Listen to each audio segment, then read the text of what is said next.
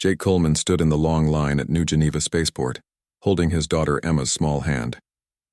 The 8-year-old girl pressed close to his side, looking tired and scared. They had been waiting for 3 hours to hear news about their transport ship to Kepler 442b. "Daddy, when can we go to our new home?"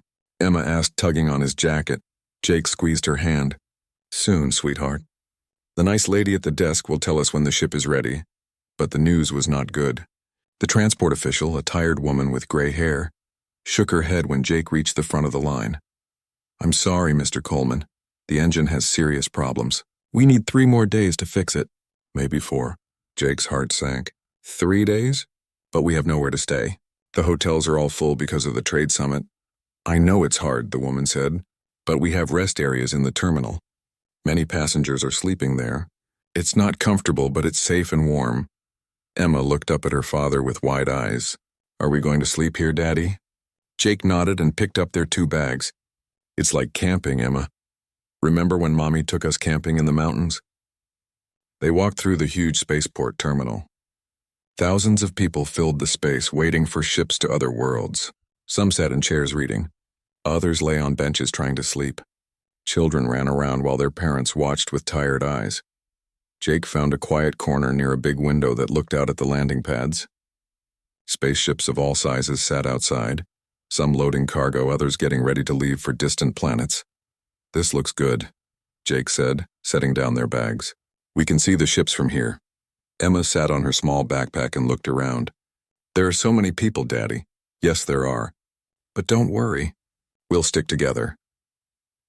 As the day went on, Jake bought food from the terminal shops and found clean bathrooms for Emma. They ate dinner sitting on the floor, watching the ships outside. When night came, Jake made a bed using their jackets and bags. "I miss Mommy," Emma whispered as she lay down. Jake's throat felt tight. His wife Claire had died 6 months ago in a transport accident. That's why they were moving to Kepler 442b, to start fresh where everything didn't remind them of her. "I miss her too, baby, but she would want us to be brave and take care of each other." Emma nodded and closed her eyes. Jake sat nearby, watching over her as she fell asleep. Around midnight, Jake heard soft footsteps. A woman approached their corner, moving very quietly. She had dark hair with silver streaks and pale green eyes that seemed to glow in the dim terminal lights. "Excuse me," she said in a low voice. "I don't want to bother you, but I noticed you and your daughter sleeping here." "I'm Luna Brooks." Jake looked at her carefully. She was tall and moved like a dancer, smooth and graceful. She wore simple clothes, but they looked expensive. "I'm Jake Coleman. This is my daughter, Emma." Luna nodded toward the sleeping girl. "She's beautiful. You're going to Kepler 442b? "Yes, how did you know?" "I heard you talking to the transport desk earlier." "I'm going there too.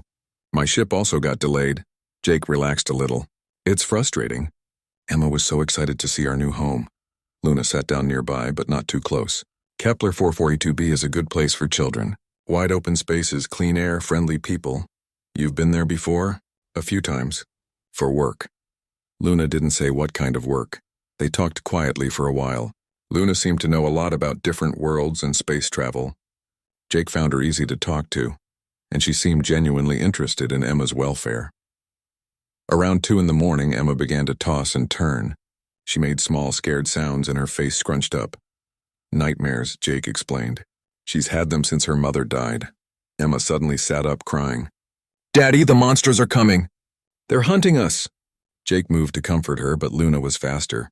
She knelt beside Emma and made a low, soothing sound in her throat. It was almost like humming, but deeper and stranger. Emma's crying stopped immediately. "It's okay, little one," Luna said softly. "No monsters here. You're safe." Emma stared at Luna with wide eyes, then lay back down. In seconds, she was asleep again, peaceful and calm. Jake stared at Luna. "How did you do that? She never calms down that fast." Luna stood up smoothly. Children respond to confidence. When they feel someone strong is protecting them, they can rest. "Are you a mother?" Luna was quiet for a moment. "I protect children. It's what I do." Jake wanted to ask more questions, but Luna had already moved back to her spot. She sat with her back against a pillar facing the terminal. Her green eyes scanned the crowds constantly, like she was watching for something. "Don't you need to sleep?" Jake asked. "I'm a light sleeper. I wake up if anything happens." Jake lay down next to Emma, but he couldn't sleep right away. Something about Luna bothered him, but not in a bad way. She seemed too alert, too aware of everything around them. Her hearing appeared to be very good. She had turned her head several times when Jake heard nothing, and that sound she had made to calm Emma. What was that? The next morning, Jake woke to find Luna sitting in the exact same position, looking fresh and rested. Emma bounced up full of energy. "Good morning, Miss Luna," Emma said happily. "Good morning, Emma. Did you sleep well?" "Yes, no bad dreams at all." Jake bought breakfast for all three of them. Luna tried to pay him back, but he refused. "You helped Emma sleep. It's the least I can do." As they ate, Jake noticed a man in an expensive suit watching them from across the terminal. The man wore dark glasses and kept checking a small device in his hand. Luna noticed too. Her whole body seemed to tense, and she moved slightly, so she was between the man and Emma. "Friends of yours?" Jake asked quietly. "No," Luna said. "Definitely not friends." The man was joined by two others, also in suits. They began walking toward Jake's family. "Stay close to Emma," Luna said, standing up. "Act normal, but be ready to move." Jake's heart began to beat faster. "What's going on?" Before Luna could answer, a security officer approached their group. He was a big man with captain's bars on his uniform. "Mr. Coleman, I'm Captain Ryan Cross, Spaceport Security. Could I have a word with you?" Luna immediately stepped forward. "Is there a problem, Captain?" "And you are?" "Luna Brooks. I'm a family friend." Captain Cross looked at Luna for a long moment, then back at Jake. "We've had some questions about your travel documents, Mr. Coleman. Just routine, but I need to ask you a few things." Jake felt Emma grab his hand tightly. "What kind of questions?" "About your destination, your background, why you're moving to Kepler 442b. Luna moved even closer to Jake and Emma. "I'm sure Mr. Coleman's paperwork is all in order. He's been through security already." Captain Cross stared at Luna. "I wasn't talking to you, Miss Brooks." The three men in suits had stopped about 20 feet away, pretending to look at departure boards, but Jake could feel them watching. "It's okay," Jake said. "I have nothing to hide. My wife died 6 months ago. Emma and I are starting over on Kepler 442b. I have a job waiting there as an engineer." "What kind of engineering?" "Environmental systems. Air and water processing for the colony." Captain Cross wrote notes on a tablet. "And your wife? What did she do?" Jake felt a chill. "She was a scientist. She studied biology." "What kind of biology?" Luna put her hand on Jake's arm. "Captain, is this really necessary?" The man is traveling with a young child. "They've been through enough stress." Captain Cross looked annoyed. "I'll decide what's necessary." But after a few more questions, he walked away. The three men in suits also disappeared into the crowd. Luna watched them go, her green eyes narrow and alert. "What was that about?"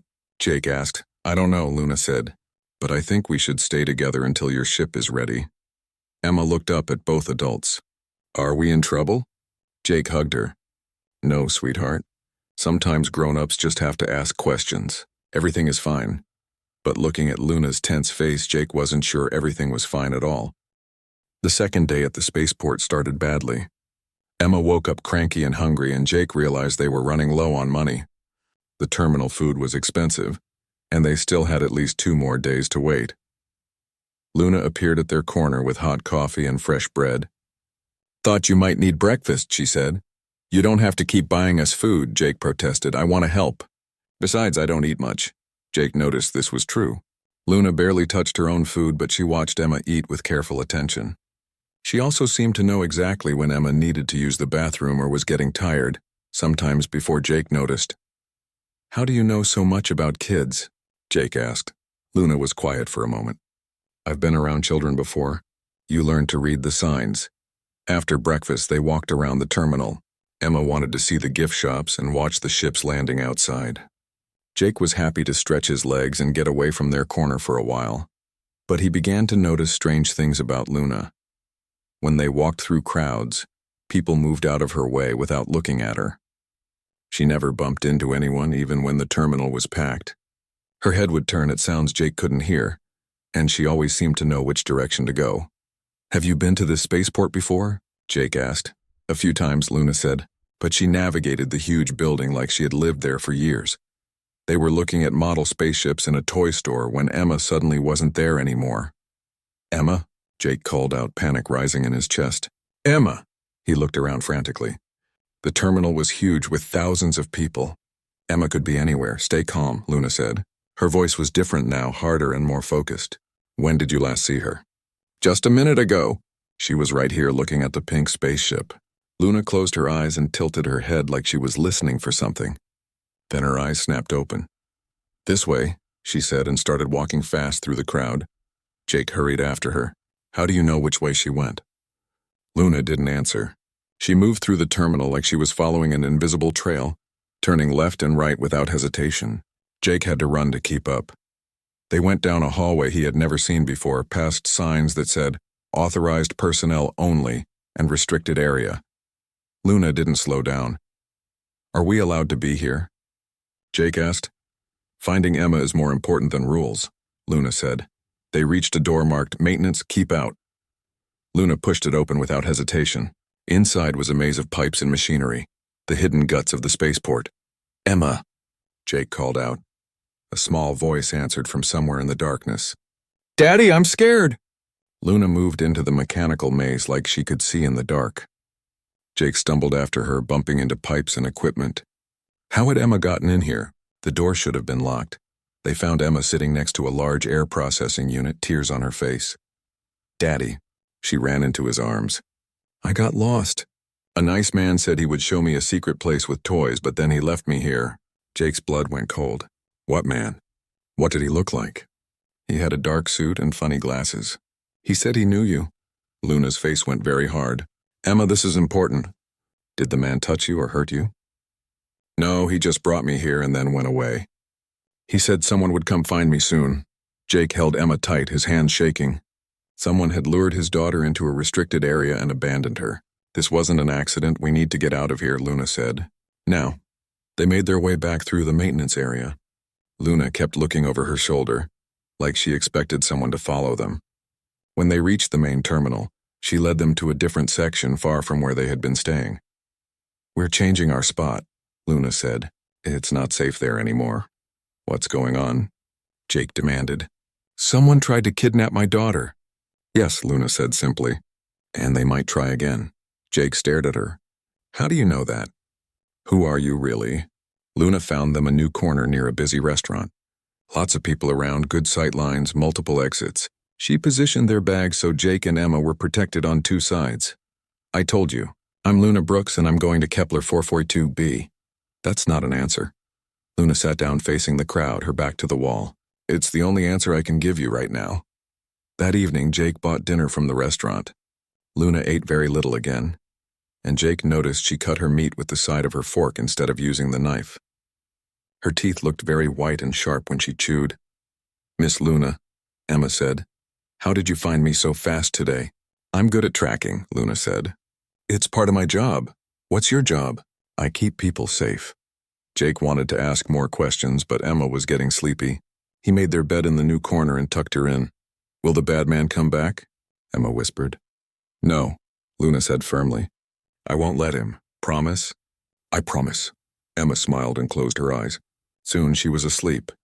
Jake sat next to Luna, keeping his voice low. "You're not telling me everything." "No, I'm not. Are you a cop?" "Security? Some kind of government agent?" Luna watched the crowd with those strange green eyes. "I'm someone who protects families like yours." "From what?"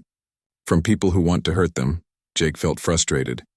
Every answer Luna gave him led to more questions. But he couldn't deny that she had saved Emma today.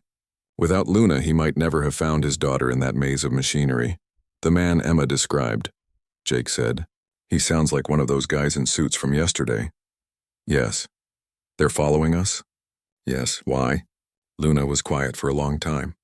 Finally, she said, "It has to do with your wife." Jake's heart stopped. "Claire, but she's dead. She died in a transport accident 6 months ago." "I know. What does a dead biologist have to do with men in suits trying to kidnap my daughter?" Luna turned to look at him directly. In the dim terminal lighting, her eyes seemed to glow with their own light. "Your wife was working on something important when she died, something that certain people want to keep secret." "What kind of something?" "I can't tell you that yet. But Emma is in danger because of it. That's why I'm here. Jake stared at her. You're here specifically to protect us? This isn't a coincidence? No, it's not a coincidence. Who sent you? People who knew your wife. People who want to make sure you and Emma stay safe. Jake felt like his world was spinning. Claire had been a biologist, but her work seemed boring and normal. She studied plant growth in different environments. Nothing dangerous or secret? I don't understand any of this, Jake said. You don't have to understand it yet. You just have to trust me. Why should I trust you? I don't even know who you really are. Luna's voice became very serious. Because if you don't, Emma will disappear. And this time I might not be able to find her. Jake looked at his sleeping daughter. She looked so small and innocent, curled up in her makeshift bed. The thought of someone taking her away made him feel sick. What do you want me to do? Stay close to me. Don't let Emma out of your sight. And when our ship is ready, we get on it together and go to Kepler 442b. Will we be safe there? Luna smiled, but it didn't reach her eyes. Safer than here. That night, Jake pretended to sleep but kept one eye open, watching Luna. She sat perfectly still for hours, but he could tell she was completely alert.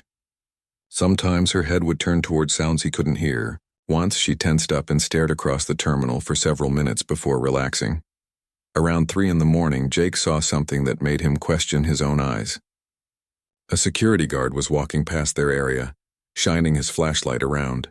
When the light hit Luna's face, her eyes reflected the beam like an animal's eyes in headlights. Jake blinked and looked again, but the guard had moved on. He must have imagined it. People's eyes didn't glow like that, did they? He watched Luna more carefully after that. She moved without making any sound at all. Her breathing was so quiet he couldn't hear it. And when she turned her head, it was with a fluid motion that seemed too smooth for a normal person. Jake began to wonder if Luna was even human. But human or not, she was protecting Emma. And right now that was all that mattered. The next morning brought bad news. The transport to Kepler 442b would be delayed another 2 days. Some passengers were getting angry and demanding refunds. Others were trying to book passage on different ships. Jake just felt tired and worried. 5 days in the spaceport was starting to feel like a prison sentence. Don't worry, Luna said as they ate breakfast. The wait will be worth it. How can you be sure? Luna looked at Emma, who was playing with her food and humming to herself. Because good things are waiting for you on Kepler 442, better things than you can imagine. You keep talking like you know something I don't. I know a lot of things you don't. But I also know that Emma is a very special little girl, and her father is a good man who deserves a fresh start. Jake wanted to ask what made Emma special, but something in Luna's tone warned him not to push. Not yet. Instead, he watched his mysterious protector and wondered what other secret she was hiding. Jake couldn't sleep on the 3rd night. Too many questions filled his head, and Luna's strange behavior was making him nervous. While Emma slept peacefully and Luna kept her silent watch, Jake pulled out his personal tablet to pass the time. He scrolled through old photos of Claire, missing her smile and laugh. Then he remembered that her research files were still stored on the tablet. He had never looked at them after her death. The technical biology terms were too hard to understand, and it hurt too much to see her work, but now, with Luna's hints about Claire's important work, Jake decided to take another look. Most of the files were exactly what he expected.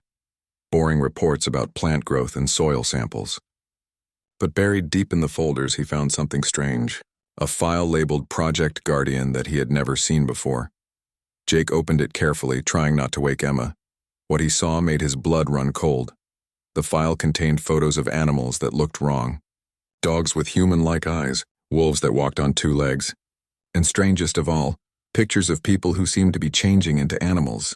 The photos were blurry, but Jake could see faces shifting, hands becoming claws, human teeth turning into fangs. There were also audio recordings. Jake put in his earbuds and listened to Claire's voice talking about something called Lycanus, creatures that could change between human and animal form. She sounded excited and amazed, not scared. Day 43 of contact, Claire's voice said in one recording. The Lycanis have agreed to meet with human representatives. They've been hiding among us for generations, but they want to find a way to live openly. They're not dangerous. They're actually very protective of humans, especially children. Jake's hands started shaking. Shapeshifters? Living among humans. It sounded like something from a crazy science fiction movie. But then he looked across the terminal at Luna. sitting perfectly still in the darkness, and everything started to make terrible sense. Luna's strange behavior, her incredible hearing, the way her eyes glowed in the dark, how she had found Emma so fast in the maintenance area, the odd sounds she made to calm his daughter.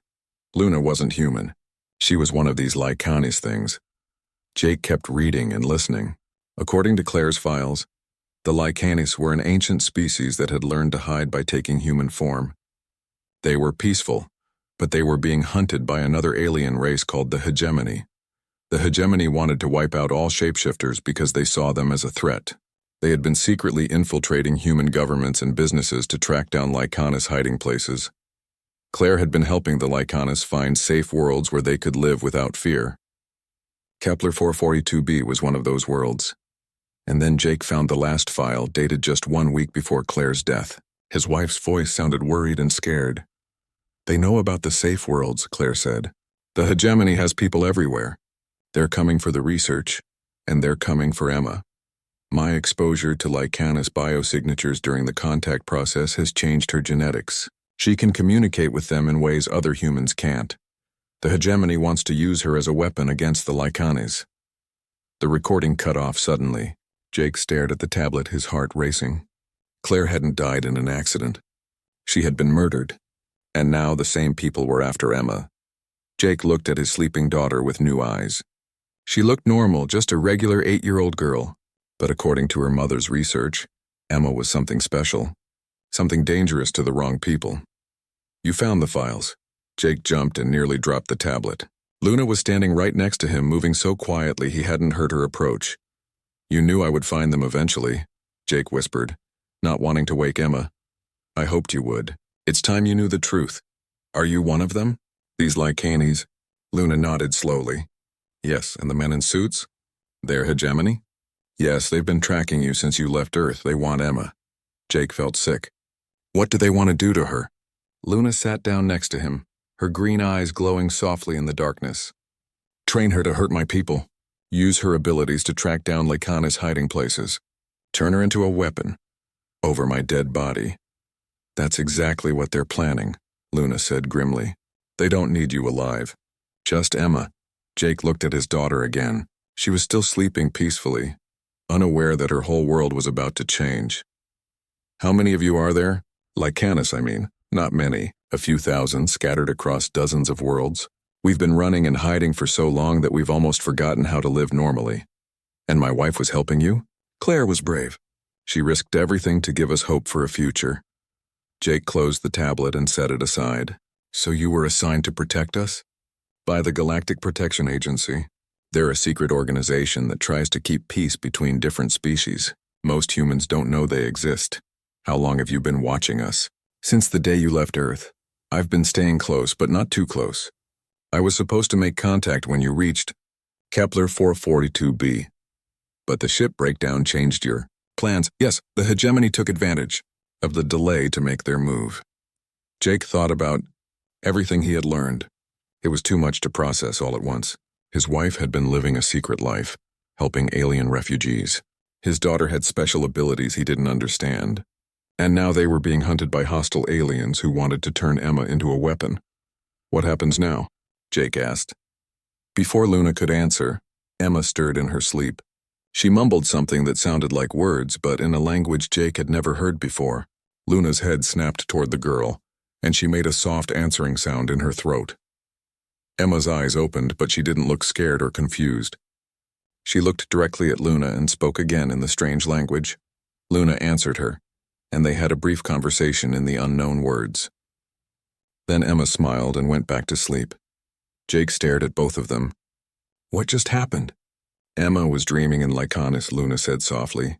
"She asked if the pack was safe, and I told her yes." "She can speak your language?" "She's been learning it in her sleep since her mother died."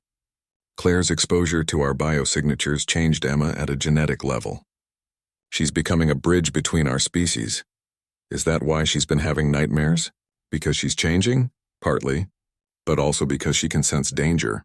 She knows the Hegemony is hunting her, even if she doesn't understand what that means." Jake felt overwhelmed.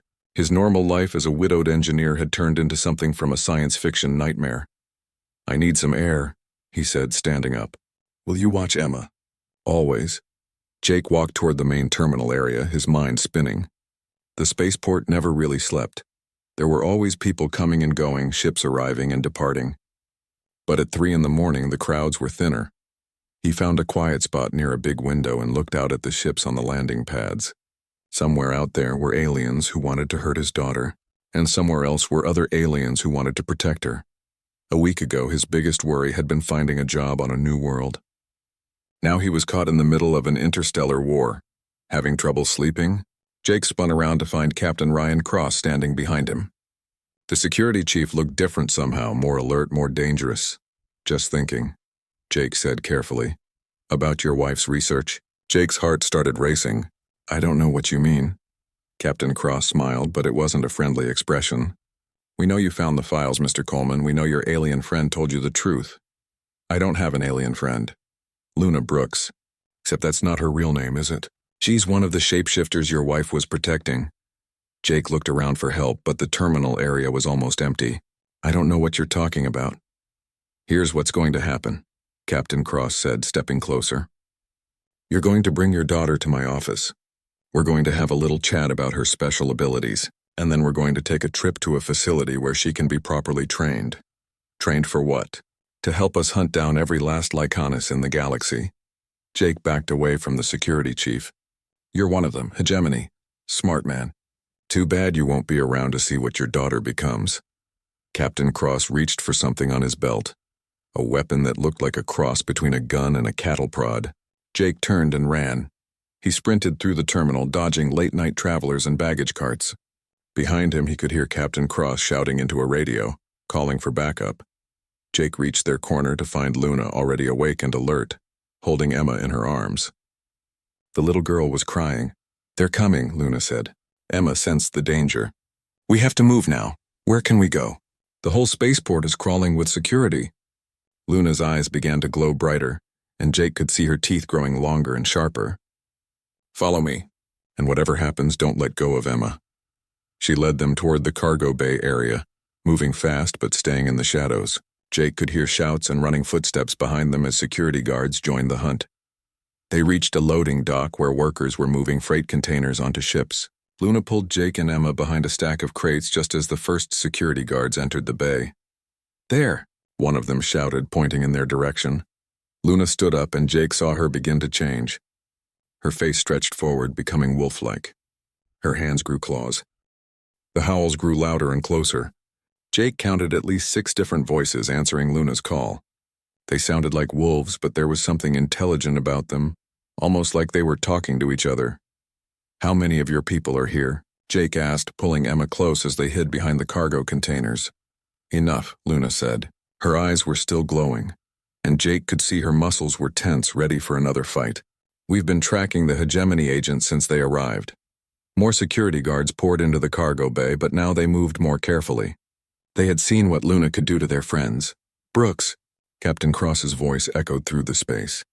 We have the whole spaceport surrounded. There's nowhere to run. Luna growled low in her throat. We'll see about that. Emma tugged on Jake's sleeve. Daddy, the pack is here.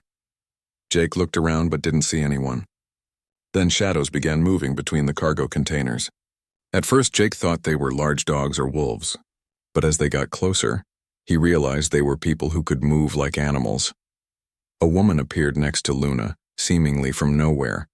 She had the same pale green eyes and moved with the same fluid grace. 2 men emerged from behind other containers, followed by 3 more figures that Jake couldn't see clearly in the darkness. Luna spoke to them in the strange Lycanis language. They answered quickly, and Jake could hear the urgency in their voices. What are they saying? Jake whispered. The Hegemony has taken control of the spaceport. They're jamming all communications and preventing ships from leaving. They plan to search every person here until they find Emma. Jake felt his stomach drop. All those innocent people. The Hegemony doesn't care about innocent people, Luna said grimly. They only care about their mission. One of the male Lycanis, a young man with black hair and bright blue eyes, spoke rapidly to Luna. She nodded and turned to Jake. Marcus says there's a maintenance ship in the lower bay that we can use to escape, but we have to get there without being seen. How? There must be 50 guards in this spaceport now. Luna smiled, showing her sharp teeth. "We're very good at not being seen." The pack began to move, spreading out through the cargo bay like they had done this many times before. Jake was amazed at how quietly they moved and how well they worked together. They didn't need to talk. They seemed to understand each other through looks and gestures. But the security guards were closing in. Jake could hear their boots and voices getting closer. "There," a guard shouted. "I saw movement behind those crates." Gunshots rang out, and Jake heard the angry buzz of energy weapons. The Lycanus scattered, some changing into their wolf forms to move faster. "This way." Luna grabbed Jake's hand and pulled him toward a side exit. Emma ran between them, her face excited rather than scared. They made it halfway across the bay before a group of guards spotted them. More energy blasts lit up the darkness, missing them by inches. Luna spun around and roared, a sound that was definitely not human. The guards stopped shooting for a moment, confused and frightened by the noise. "Keep running!" Luna shouted to Jake, then charged toward the guards. Jake wanted to help her, but he had to protect Emma. He scooped up his daughter and ran for the exit, listening to the sounds of fighting behind him. They burst through a door into a maintenance corridor. Jake had no idea where he was going, but he kept running. Emma bounced in his arms, not complaining about the rough ride. "Turn left, Daddy," Emma said suddenly. "How do you know which way to go?" "I can hear the pack. They're telling us." Jake turned left and found himself in another corridor. Then Emma told him to turn right, then go straight, then down some stairs. Somehow his 8-year-old daughter was navigating the spaceport like she had a map in her head. They reached the lower bay, a huge space filled with small maintenance ships and repair equipment. Jake could hear fighting echoing from above, and he hoped Luna was okay. "Over here," a voice called out. Jake saw Marcus, the young male Lycanus, waving at them from beside a small ship. 2 other pack members were already inside, doing something to the controls. "Where's Luna?" Jake asked as they ran toward the ship. "Coming," Marcus said. "She's covering our escape." They climbed into the ship just as Luna appeared at the bay entrance. She was running fast, and Jake could see blood on her clothes. Behind her came a flood of security guards. "Go, go, go!" Luna shouted as she leaped into the ship. Marcus slammed the door and the ship lifted off immediately. Through the small windows, Jake could see energy blasts lighting up the bay as the guards tried to shoot them down. The ship shook as it was hit by weapons fire, but the Lycanus pilot kept them moving. They shot out of the spaceport and into the darkness of space. "Is everyone okay?" Jake asked, looking around the cramped ship. Luna was breathing hard and had a burn mark on her arm, but she was smiling. "We made it." Emma was sitting calmly in one of the seats, like flying away from a spaceport battle was a normal thing for her to do. "Where are we going?" Jake asked. "Somewhere safe," Luna said. "There are people who want to meet you." The ship flew for about an hour before approaching what looked like a large asteroid. But as they got closer, Jake could see that it was actually a hidden base built inside the rock. "Welcome to Guardian Station," Luna said. "The headquarters of the Galactic Protection Agency." They docked inside a bay that looked much more advanced than anything Jake had seen before. As they walked out of the ship, Jake was surprised to see humans and Lycanus working together, along with other beings he didn't recognize. "Mr. Coleman," a woman approached them, smiling warmly. She was human, with gray hair and kind eyes. "I'm Director Patricia Wells. I knew your wife." Jake shook her hand, still feeling overwhelmed by everything that had happened. "You worked with Claire?" "She was one of our best researchers. Come, there's a lot we need to discuss." Director Wells led them to a comfortable room with big windows that looked out into space. Emma immediately went to the windows, pressing her face against the glass to see the stars.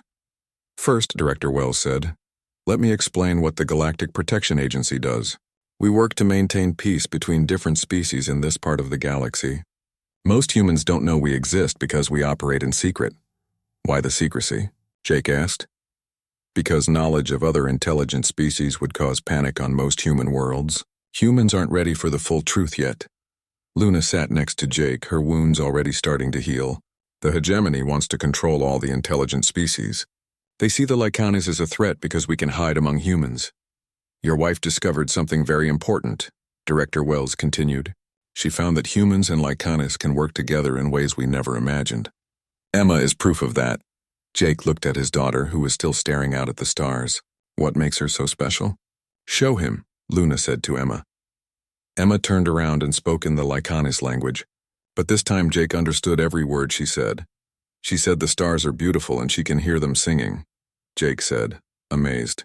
How did I understand that? Emma is a bridge, Director Wells explained.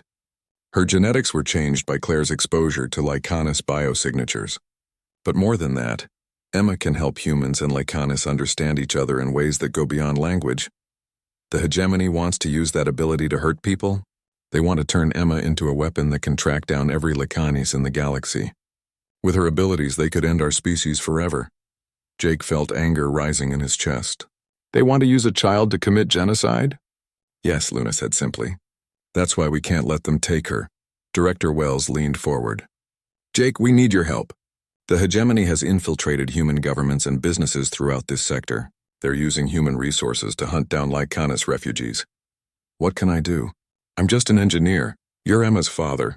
And you're a very smart engineer. We need someone who can help us design better hiding places for Lycanis families, secure colonies where they can live without fear. Jake thought about everything he had learned. His wife had died trying to help these people. Emma had abilities that could either save or destroy an entire species. And now they were asking him to continue Claire's work. What about Emma? Will she be safe? Safer than anywhere else, Luna said. I'll stay with her, always. Emma came over and climbed into Jake's lap. Daddy, I like it here. The wolf people are nice. Jake hugged his daughter tight. Do you want to help them? Yes. Mommy would want us to help them. Jake looked around the room at the faces watching him. Humans and Lycanis who had risked their lives to save him and Emma. People who were fighting a secret war to protect innocent families. Okay, Jake said. I'll help. But I have one condition. What's that? Director Wells asked. I want to know everything. No more secrets. If I'm going to put my daughter in danger, I need to understand exactly what we're up against. Director Wells nodded. Fair enough. Luna, show him the tactical reports. Luna pulled up a holographic display that filled the room with star maps and ship movements. Jake could see red markers showing hegemony forces and blue markers showing protection agency assets. This is the current situation, Luna said. The hegemony has been hunting Lycanis for 200 years. They've wiped out colonies on dozens of worlds. We're down to less than 3,000 of my people left alive. Jake studied the display. As an engineer, Jake spent 3 days at Guardian Station learning about the war between the hegemony and the Lycanis. The more he learned, the angrier he became. The hegemony had destroyed entire worlds just to kill a few dozen shapeshifters. They had murdered thousands of humans who tried to help Lycanis families. But Jake was also impressed by what he saw at the station. Humans and Lycanis worked together like they had been partners for years.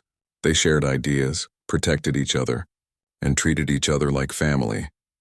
This is what Claire dreamed of, Director Wells told him as they watched Emma play with young Lycanis cubs in the station's garden area.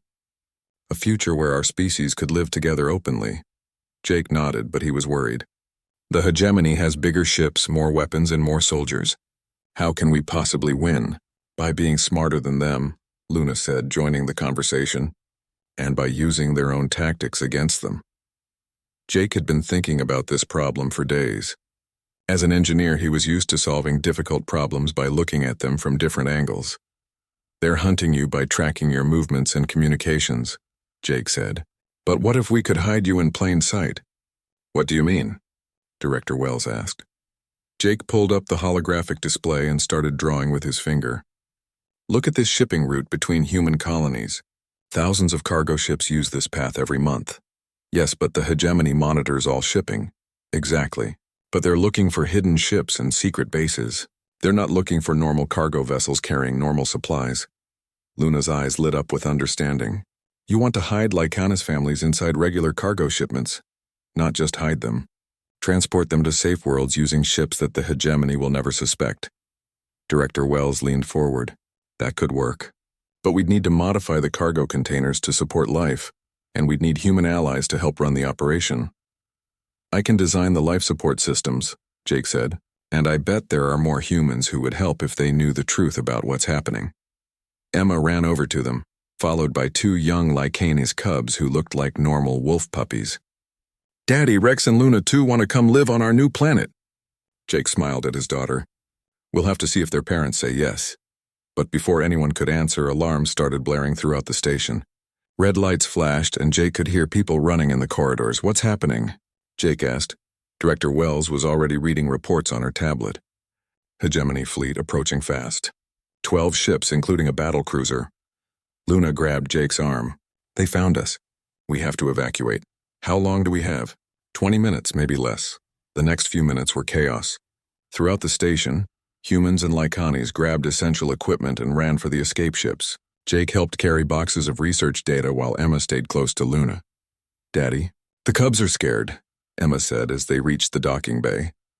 Jake looked around and saw Lycanes families loading into ships with their children. The young cubs were crying and their parents looked terrified. "It's okay, sweetheart. Everyone's going to be safe." But Jake wasn't sure that was true. Guardian Station had been the secret headquarters of the protection agency. If the hegemony could find it, they could find anything.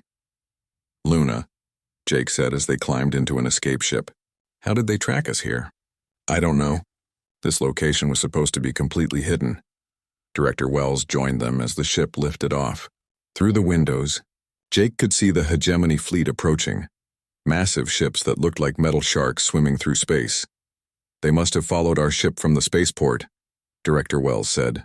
"We led them right to our main base." Jake felt sick. "This is my fault. If I hadn't been at that spaceport—" "No," Luna said firmly. "This is the hegemony's fault. They're the ones hunting innocent families." The escape ship shook as Guardian Station exploded behind them. Jake watched years of research and hope disappear in a ball of fire.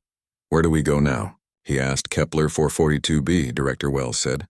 "It's our last safe world. If we can't protect the refugees there, then we've lost the war." The journey to Kepler 442b took 2 days. Jake spent the time working with other protection agency engineers to design his cargo container idea. If they were going to save the Lycanes species, they needed a new plan fast. Emma helped by using her bridge abilities to translate between human and Lycanes engineers. Jake was amazed at how easily she switched between languages and how much the adult Lycanes respected her ideas. "She's not just translating words," Luna explained. "She's translating thoughts and concepts, ideas that don't exist in human language." When they finally reached Kepler 442b, Jake was surprised by what he saw. The planet looked like Earth, with blue oceans and green continents. But as their ship landed, he could see that the settlements were built to blend into the landscape. Houses that looked like hills. Cities that hid in forests. "Welcome to New Haven," Director Wells said as they walked down the ship's ramp. "Home to 3,000 humans and 800 Lycanes." Jake looked around in amazement. Humans and Lycanes were working together everywhere. Building houses, growing food, teaching children. It was exactly what Claire had dreamed of. But their peaceful moment didn't last long. As they walked toward the main settlement, Jake heard the roar of engines overhead. Looking up, he saw hegemony ships breaking through the atmosphere. "They followed us again," Luna said grimly. "They're not going to stop until they have Emma." People throughout the settlement began running for cover. Jake saw human families grabbing their children while Lycanes shifted into wolf form to move faster. "We need to get Emma to the emergency bunkers," Director Wells said. But Emma shook her head. "No, Daddy, I don't want to hide anymore. Sweetheart, it's too dangerous and the pack needs my help." "And you said we were going to help them win." Jake looked at his brave daughter and made a decision that would have terrified him a week ago. "What do you need us to do?" Emma spoke to Luna in the Lycanes language, then turned back to Jake. "The pack is going to fight, but they need someone to disable the hegemony ships." "That's impossible. Those ships are heavily armed and shielded." "Not from the inside," Luna said with a wolfish grin. Jake realized what she was suggesting. "You want to get aboard their ships?" "Lycanes are very good at getting into places where we're not supposed to be. But how do we get past their defenses?" Emma tugged on Jake's sleeve. "Daddy, you're an engineer. Can't you build something to help?" Jake thought about the problem. The hegemony ships had powerful shields, but shields had to let some things through, like communications and sensor signals. "I have an idea," Jake said, "but I'll need help from both humans and Lycanes."